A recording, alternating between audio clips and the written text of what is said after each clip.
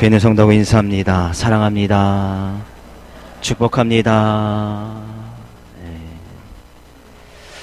고상한 척하는 엄마가 있었습니다. 7살짜리 아들과 큰 마트에 갔습니다. 근데 7살짜리 아이들은 다 그렇듯이 가는 족족 자기가 마음에 드는 것을 다 사달라고 하지요.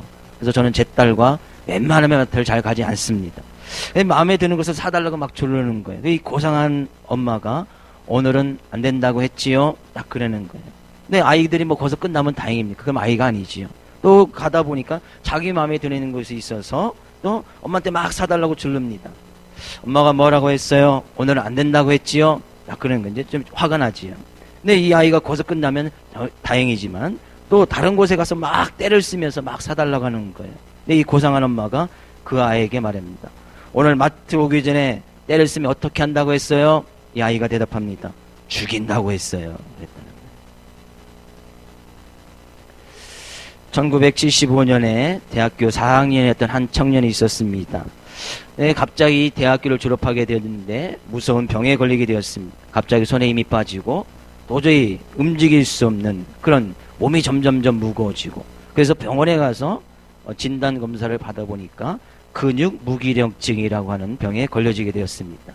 이 근육 무기력증은 지금도 뭐 특별히 치료약이 없습니다. 치료법도 없고 점점점 근육에서 힘이 점점점 빠지는 거예요. 그래서 근육도 말라가고 살도 말라가서 나중에는 뭐 종이 한 장 들 힘이 없을 정도로 그래서 힘이 빠져서 어떤 삶을 다하는 그런 병인데 자기가 이제 점점 그런 병에 걸려서 힘이 계속 빠지는 거예요.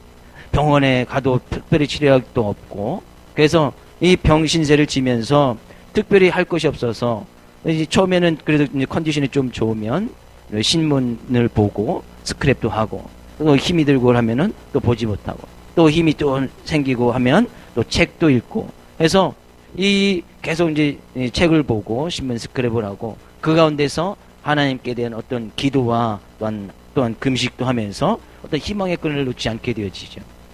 그런 가운데 2년이 넘을도록 계속 병원 신세를 지면서 그 가운데서 책 읽고 기도하고 또 신문 스크랩을 하고 하면서 하나님의 때를 기다리면서 계속 기도한 가운데 극적으로 하나님의 치료의 손길로 이 병을 낫게 되어집니다. 그리고 나서 이 청년이 10여 년이 지나고 나서 큰 사업을 이뤄서 성공을 이룹니다.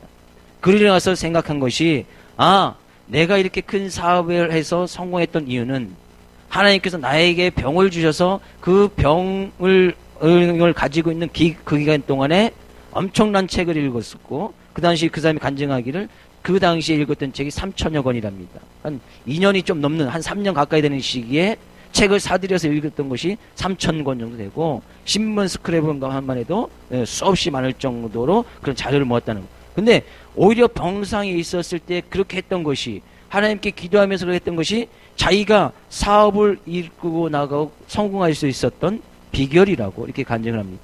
바로 이 사람이 우리가 잘 아는 이랜드 회장이었던 박성수 회장의 간증입니다.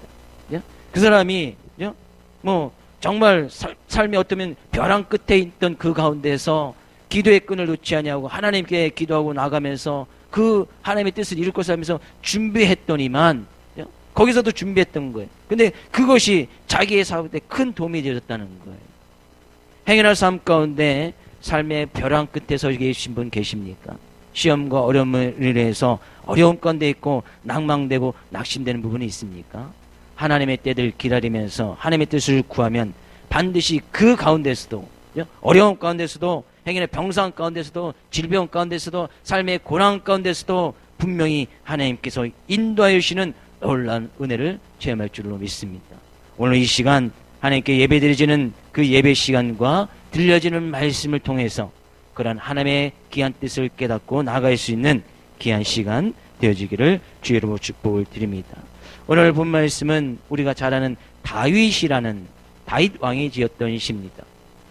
다윗의 삶을 살펴보면 그는 하나님 보시기에 정말 아름다운 삶을 살았고 하나님 기뻐 받으실 만한 삶을 살아갔던 것을 우리가 보게 되어집니다. 오늘 본 말씀 가운데서도 다윗은 자기가 행하지 아니하였던 말이나 자기가 행하지 아니했던 일로 인해서 어떤 무고함을 받고 어떤 고소를 당하고 오해를 받는 그런 일이 있었던 것 같습니다. 왜냐하면 자기는 이런 일을 행하지도 아니었고 내 손에 이런 죄악을 저지르지 아니었습니다 라고 고백을 하고 있거든요. 자기는 그렇게 행하지 아니했다는 거예요. 근데 사람들이 그렇게 했다고 이야기를 하면서 무고죄로 이 다윗을 고소하는 거예요. 자기는 그런 말을 하지 않았는데 그렇게 했다고 증인들까지 내세우면서 그런 말을 했다고 하면서 다윗을 무고죄로 고소하는 것을 보게 되어집니다. 어떻게 보면 다윗의 삶 가운데서는 정말 억울할 수도 있고 일단 그것에 인해서 큰 어려움과 문제가 오는 것을 보게 되어집니다. 근데 중요한 것은 다윗이 그렇게 무고함으로 인해서 고소를 당하고 자기의 원수를 통해서 어떤 어려움을 당하고 그 있을 때에 다윗은 그런 사람들을 찾아가서 내가 언제 이런 일을 했습니까? 내가 언제 이런 말을 했습니까? 그런 자기를 고소한 사람을 찾아간 것이 아니에요. 오늘 이 본 말씀을 잘 알듯이 이 다윗은 누구께 기도하는 거예요? 하나님께 기도하는 거예요. 자기의 상황을 그대로 하나님 앞에 가지고 나와서 하나님께 기도하는 그 기도가 바로 오늘 시편 7편에 있는 그 말씀이라는 얘기예요. 그것이 시처럼 기도하는 내용이 시처럼 쓰여져서 우리는 시편이라고 이야기하는데 시편의 모든 시편은 다 기도 내용입니다. 기도입니다. 하나님 앞에 나와서 기도하는 거예요. 다윗은 자기의 무고함을 가지고 어떤 문제 규명을 하려고 하지 아니하고 법적인 대응을 하지 아니하고 어떤 문제를 일으켰던 그 문제 제기자를 찾아가지 아니하고 하나님 앞에 나와서 하나님께 발걸음을 드리고 하나님께 기도하며 나갔다는 거예요. 이것이 우리가 정말 본받을 만한 다윗의 삶의 모습 가운데 하나라고 생각이 되어집니다. 문제 해결, 우리의 삶 가운데 당하는 많은 어려움과 문제들이 있을 것입니다. 고난 있고 난 낭망되고 낙심되는 일일 것이고 어려움 가운데 있어서 이러지도 못하고 저러지도 못하고 정말 서두에 말씀드렸듯이 삶의 벼랑 끝에 놓여져서 이제는 어쩔 수 없는 어쩔 수밖에 없는 어쩌지도 못하는 그런 상황과 놓여지는 그런 상황 가운데 있을 수도 있다는 말이죠. 그때 그 모든 것의 뜻을 이루고 모든 것을 협력하여 주시는 그 모든 것을 해결해 주시는 하나님께 그 문제 그대로 가지고 나야 된다는 것이죠. 행여나 무고죄로 자신이 행하진 것은 오해를 받아서 그 오해를 받은 일이 있다면 그 오해한 사람 찾아갈 필요가 없다는 거예요. 오히려 그러면 더 오해를 사게 되고 하지 않았으면 그만이지 왜 와서 따지느냐, 뭔가 이 먼지가 있으니까 꼬투리가 있으니까 뭔가 잘못된 것이 있으니까 그런 것이 아니냐, 더 오해를 사게 되는 거예요. 다윗처럼 그냥 그 모든 것을 가지고 하나님 앞에 나오면 된다는 얘기예요. 하나님 앞에 나와서 하나님의 은혜를 구하고 나갈 때에 하나님께서 보시면 놀라운 것으로 다윗의 삶의 모습을 채워주는 것을 보게 되어집니다. 먼저 저는 여러분에게 귀한 축복의 말씀을 드립니다. 어떤 문제든지 삶 가운데 당하고 있는 어떤 상황이든지 주님 앞에 나오고 주님 앞에 나와서 주님 앞에 기도하고 나갈 수 있는 귀한 여러분 되시기를 주 이름으로 축복을 드립니다. 그러면 다윗은 그렇게 자기 앞에 나온 것을 솔직하게 고백을 하고 나갑니다. 그랬더니 다윗의 고백을 볼까요? 오늘 9절 말씀 가서 보겠습니다. 9절 같이 읽습니다. 악인의 악을 끊고 의인을 세우소서. 의로우신 하나님이 사람의 마음과 양심을 감찰하시나이다. 하나님은 우리의 양심과 마음을 감찰하시는 분이니까 다윗은 고백하는 거예요. 하나님, 내가 그렇게 행하지 않은 것을 주님께서 아시지요. 하나님께서는 나의 마음과 나의 양심을 감찰하시고 다 지켜보시는 하나님이시기 때문에 내가 그 하나님 앞에 나의 솔직한 마음을 가지고 주님 앞에 가지고 나옵니다. 주님 앞에 나왔다는 거예요. 그랬더니만 10절 말씀 가서 볼까요? 10절 나의 방패는 마음이 정직한 자를 구원하시는 하나님께 있도다. 자기 마음이 하나님 보시기에 정직한 마음을 가지고 있었다고. 하나님 보시기에 정직한 마음, 거짓되지 나오지 않았다는 거예요. 어떤 위증하지 않았다는 거예요. 자기가 죄를 지은 것을 갖다가 죄를 짓지 아니했다고 그렇게 얘기하지도 않았다는 거예요.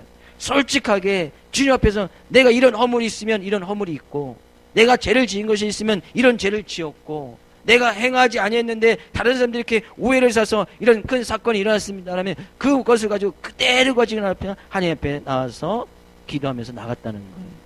이것이 뭐예요? 다윗이 고백하기를 하나님은 우리의 마음과 양심을 고백하니까 그렇게 하나님 앞에 나와서 기도하는 그런 사람들의 마음을 정직한 자, 마음이 정직한 자라고 이야기를 하고 있다는 거예요.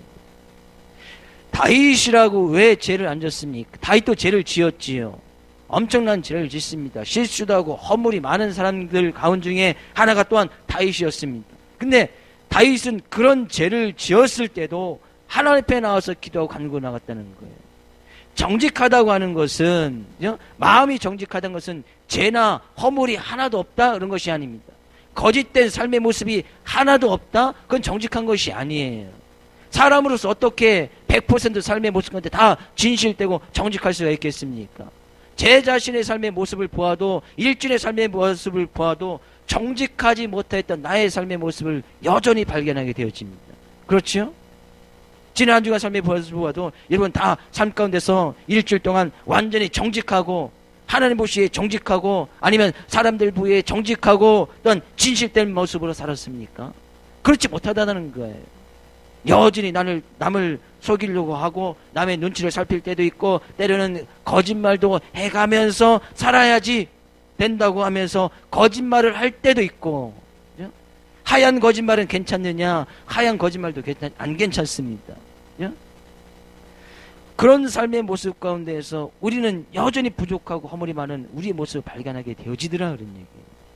결국에 그렇다면 마음이 정직하다는 것은 내가 하나님 보시기에 죄악된 모습이 하나도 없다 그것이 아니에요.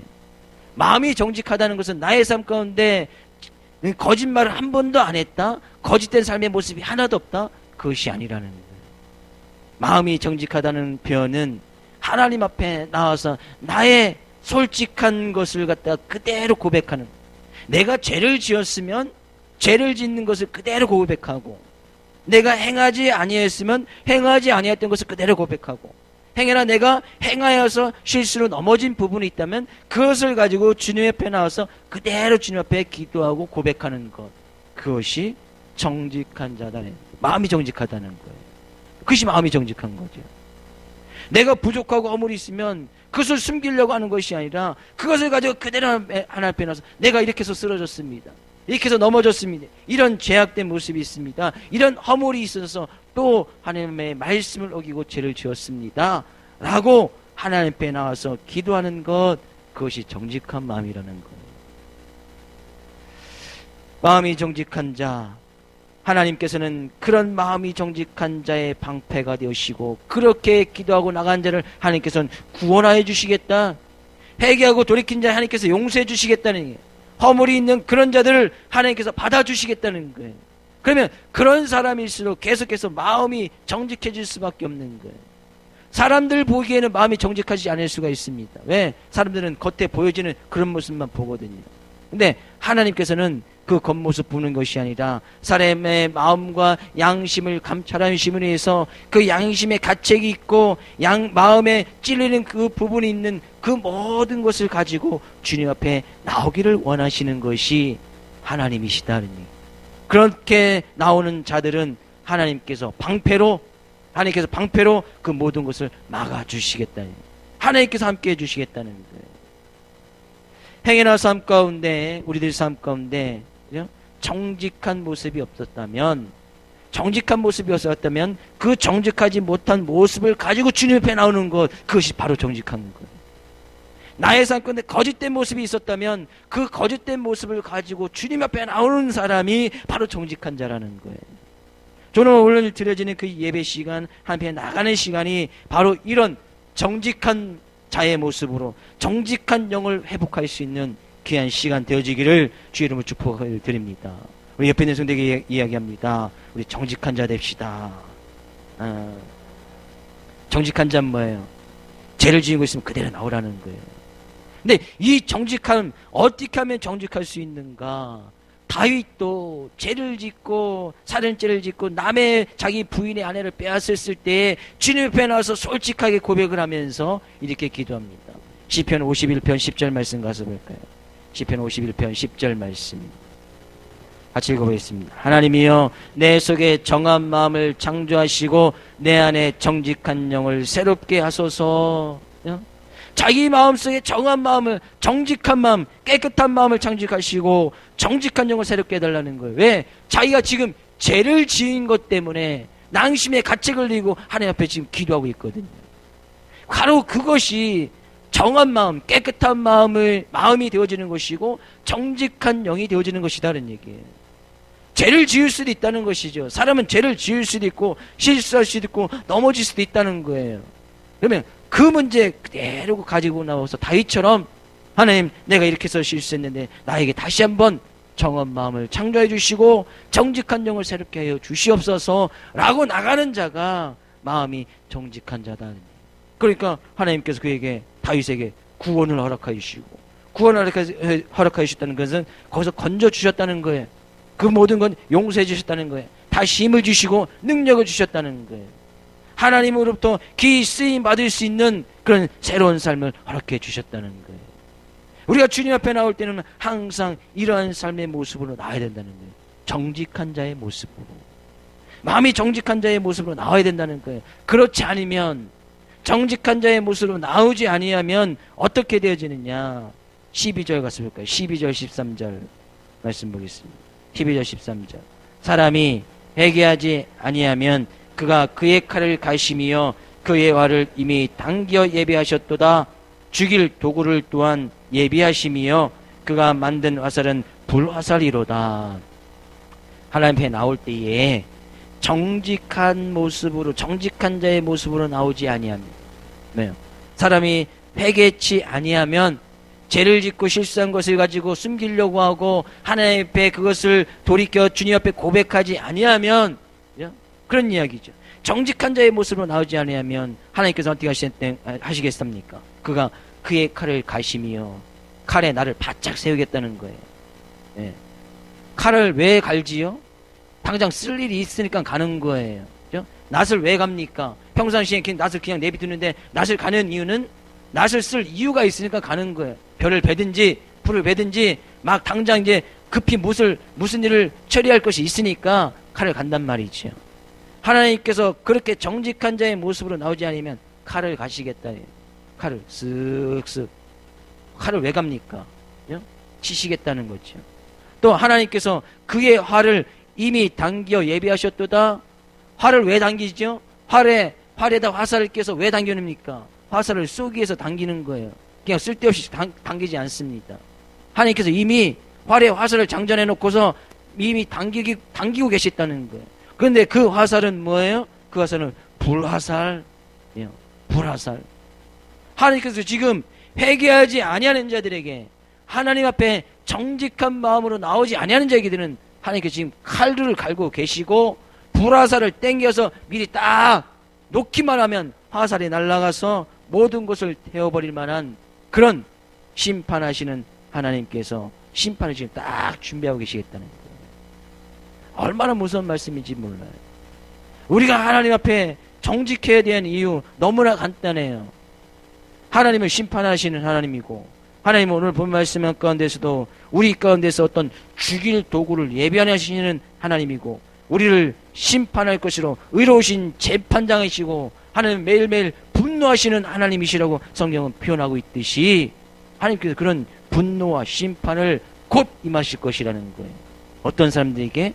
회개하지 아니하는 사람들에게, 곧 정직한 마음으로 나오지 아니하는 사람들에게 하나님께서 칼을 가시고 활을 땡겨서 불화살을 장전하셔서 순간 놓으면 끝난다는 얘기예요.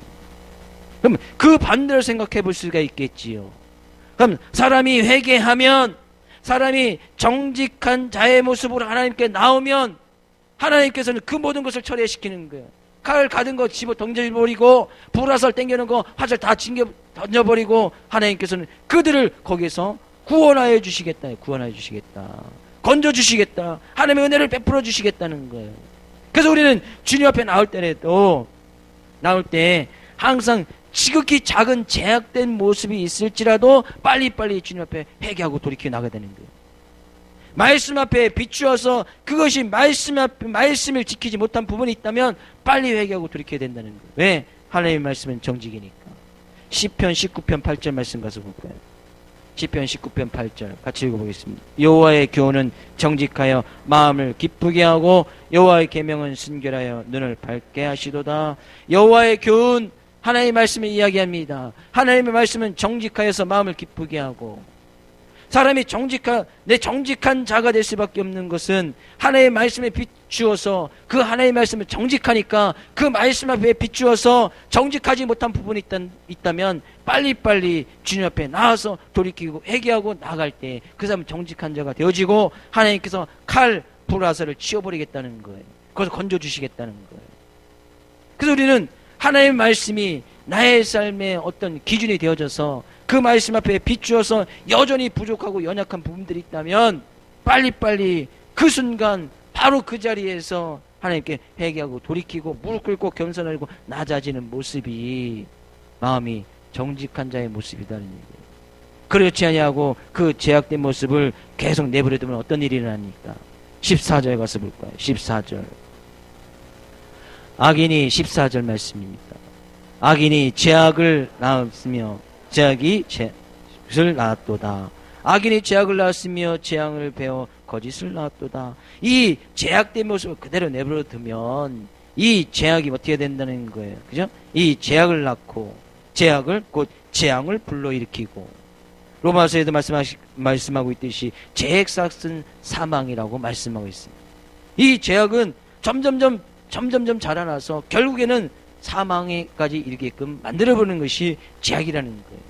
그럼 우리가 말씀 앞에 조그만 죄악이라도 생각이 나면 빨리 그것을 하나님 앞에 회개하고 돌이키고 정직한 자의 모습을 하나님 앞에 서야 되지. 그렇지 않으면 그것이 점점점 잉태하여서, 욕심 잉태해서 죄를 낳고 죄가 장성하여서 사망을 낳느니라. 조그만 욕심, 자그마한 죄악 하나가 더 큰 화를 불러일으키게 되어진다는 것이죠. 하나님께서 원하시는 것은 바로 그런 마음입니다. 마음이 정직한 자. 실수하고 넘어지도 괜찮다는 거예요. 인간은 그럴 수밖에 없으니까. 하나님께서 그렇게 지으셨으니까. 우리 마음 가운데 여전히 교만이 있고 욕심이 있을 수밖에 없고, 미움과 시기, 질투 있을 수밖에 없고, 때로는 다른 사람들을 오해하기도 하고 무고죄로 또한 그런 고소를 당할 수밖에 없는 그런 우리들이 우리의 연약한 모습이니까 하나님께서는 그걸 아시니까 하나님 앞에서 있는 모습 그대로 가지고 주님 앞에 나오라는 거예요. 정직한 자의 모습으로 하나님 앞에 쓰기를 주님께서는 늘 원하신다는 거예요. 그럼 하나님께서는 방패가 되어주시겠다, 칼을 막아주시고 불화살을 막아주시겠다는 거예요. 때로는 어떤 사람들에게는 이런 칼과 불화살을 쏘기도 하지만 하나님께서는 그 모든 것을 또 막아주시기도 하시겠다는 거예요. 저는 하나님께서 여러분과 저의 삶의 방패가 되어주셔서 칼과 불화살을 막아주시는 그런 구원의 하나님으로 이 시간 만날 수 있기를 주의 이름으로 축복을 드립니다. 하나님은 우리의 방패시다. 정직한 자로 나오는 사람들에게 우리가 하나님 앞에 왜 정직해야 되는가? 왜 정직해야 되는가? 정직하면 어떻게 되어지는가? 성경은 여러 군데 이야기를 하고 있습니다. 하나님 앞에 정직하고 늘 회개하고 돌이키는 마음으로 나와야 되는 그런 이유, 너무나 간단하지만 몇 가지 말씀을 살펴보려고 합니다. 잠언서 14장 11절 가서 볼까요? 잠언서 14장 11절 같이 읽어보겠습니다. 악한 자의 집은 망하겠고 정직한 자의 장막은 흥하리라. 정직한 자의 장막은 흥하리라. 정직한 자는 뭐예요? 하나님 앞에 늘 회개하고 돌이키고 하나님 앞에 늘 연약한 모습으로 서는 그런 사람들. 뭐예요? 그런 사람들의 장막은 집 아니겠습니까? 집. 그의 집, 가정이 흥할 것이다 라는 얘기예요. 하나님께서 그런 복을 예비해 주시겠다는 거예요. 그럼 악한 자의 집은 망하겠고 정직한 자의 반대가 그럼 악한 자 아닙니까? 그죠? 회개하지 아니하고 돌이키지 아니하고 자신은 죄를 지었는데 그 말씀 앞에 비춰서 죄라는 것이 드러났음에도 불구하고 회개하고 돌이키지 않은 자의 집은 망하겠고, 여기서 망한다는 쫄딱 망한다는 거예요. 쫄딱 아무것도 없이, 나 회개하지 아니하고 돌이키지 아니해도 우리 집 잘 되는 것 같은데, 그죠? 먹고 사는데 지장이 없는 것 같은데 언젠가는 울며 통곡할 일이 반드시 있게 되는데 하나님께는 순간 망하겠고, 잠언서 15장 8절 말씀 가서 볼까요? 정직해야 되는 이유. 잠언서 15장 8절. 악인의 제사는 여호와께서 미워하셔도 정직한 자의 기도는 그가 기뻐하시느니라. 악인의 제사는 여호와께서 미워하셔도 여기도 정직한 자의 반대를 악인이라고 표현을 하고 있습니다. 정직한 자의 기도는 그가 기뻐하시느니라. 내가 죄를 지었다고 주님 앞에 나서 기도하는데 하나님께서 너 왜 죄 졌어? 책망하고 비판하지 않는 것이 아니라 그런 기도를 기뻐하시겠다. 기뻐하시겠다. 하나님께서 그런 자의 기도를 기뻐 받아주시겠다는 거예요. 왜? 정직한 모습으로 나왔으니까. 정직한 자의 모습으로 나왔으니까 하나님께서 그 기도를 받아주시겠다는 거예요. 용서해 주시겠다는 거예요. 그에게 다시 한번 세임과 능력을 허락하여 주시겠다는 거예요. 그러면 그의 삶 건데 감사창이 넘칠 수밖에 없겠지요. 내가 이런 죄를 지었는데, 이런 실수를 했는데 하나님께서 그 기도를 기쁘게 받아주셔서 용서를 허락하여 주시니 그것이 하나님께서 베푸르신 은혜다르니 은혜. 우리는 그것을 갖다 은혜라고 표현하는 거예요. 정직하면 사람들이 정직하면 또한 삶 가운데 하나님께서 유배해 주신 놀라운 복이 있습니다. 이사야서 33장 15절 16절 가서 볼까요? 이사야서 33장 15절 16절 같이 읽어보겠습니다.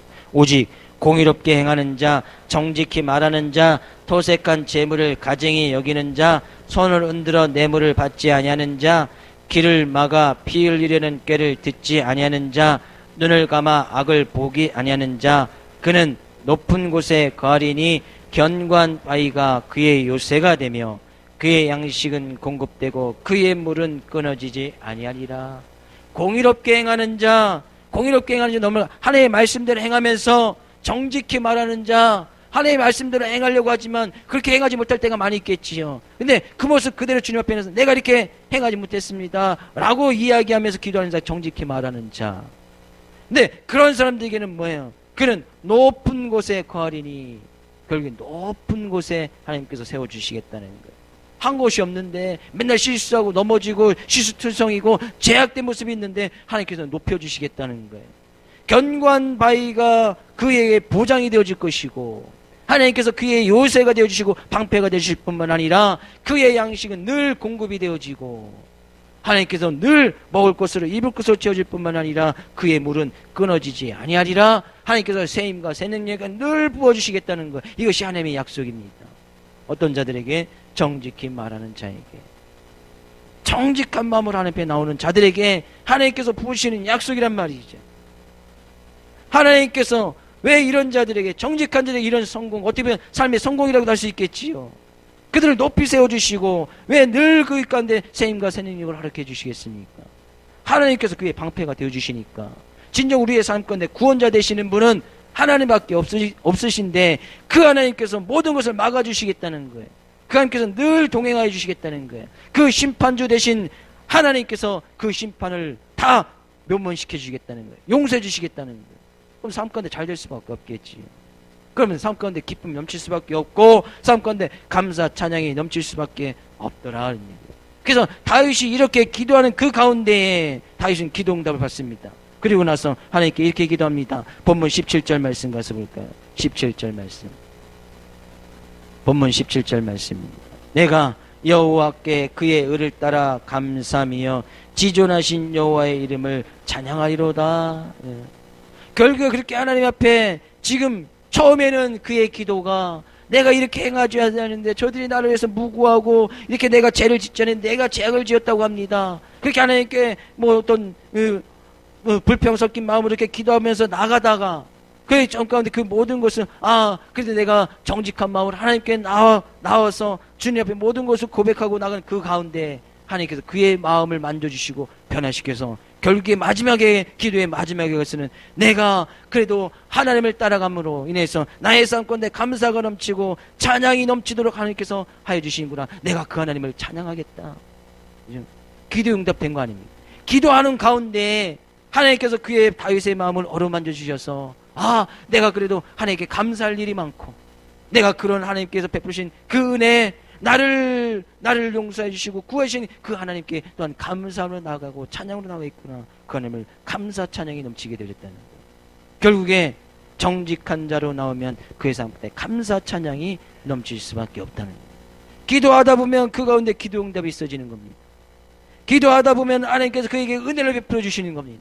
기도하다 보면 하나님께서 그 가운데서 그의 삶의 마음을 어루만져 주시고 그의 환경을 변화시켜 주시고 그의 여건을 변화시켜 주셔서 거기 하나님을 찬양하고 감사할 수 있도록 만들어 주시겠다는 거예요.